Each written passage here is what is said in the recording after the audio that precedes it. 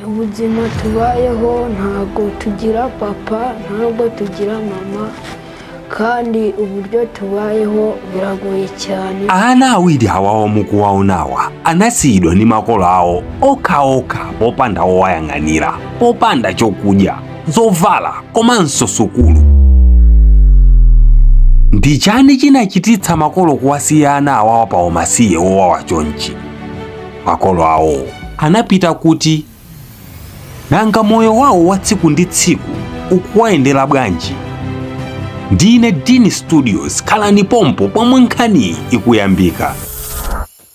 Mayina awo ndi Olivia ndi Cloud. Wamkulu ndi Olivia. Pachiyambi mayi yawo anali abwinobwino muja momwe mayi akhalira anapeza mamuna ndipo Olivia anabadwa.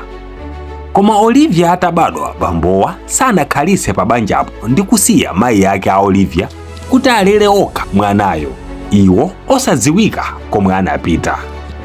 Sipanathe nthawi mzimayiyu anapezanso mamuna wina yemwe naye atangobereka Cloud anathawanso, onse osadziwika komwe anali. Olivia ndi Cloud anali ndi maloto aliyense payekha ngati munthu. Olivia ankakhumba atazakhala msilikali pomwe Cloud amalota atazakhala injiniya.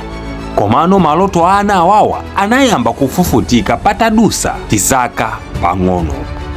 Tsiku lina kunacha zabwinobwino monga muja momwe nthawi zonse kuchera, ndipo mayi yawo anatuluka mnyumba ali malichabe ndi kuyima pabwalo kumangolongolola zosadziwika bwino. Anthu atagwira mzimayiyu anapeza mayiwo apenga misala ya serious.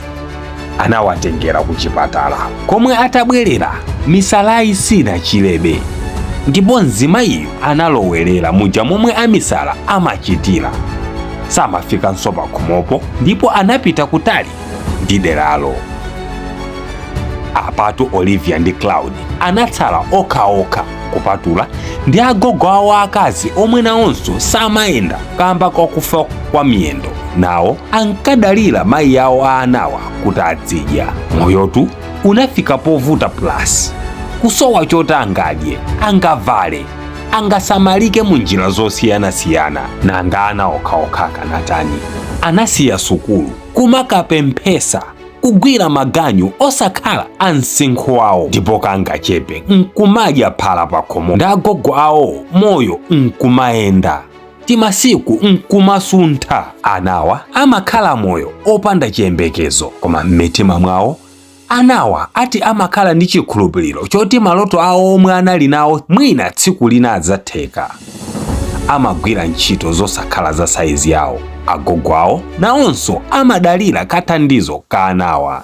Oonera mzanga, kunjaku kuli mavuto osiyanasiyana, ndipo ambiri omwe amakhala akupemphesawa amakhala asinidwa, ndipo solution amayiona ndiko kupempha. Ndikulankhula izi kambaka zomwe ena opemphedwawa amachita akapemphedwa: kukalipa, kunyoza, kulalata ndi kusathandiza. Sizingatheke kuti yense opempha aziyala kaye mavuto omwe ali nawo. Koma dziwani, yemwe amapempha wavutika, yemwe ali nako sapempha. Anthu awa ndi aku Rwanda. Nonse omwe muli kumangochi ndi madera ena ozungulira, kodi mumadziwa kuti kumangochi kuli madolo otchedwa Brother Cell Phone Care Computers and Electronics, omwe amapezeka ndi zipangizo zonse za mafoni, kuyambira ma LCD, mabatiri a original, mapocha ndi zina zambiri za mafoni komanso makompyuta. Ubwino wake amatumiza kulikonse komwe inu muli, komanso mitengo yake ndiyosafanilizika. Ayimbireni muwafunse mafunso akuyankhani. Pangani share Olivia ndi Cloud.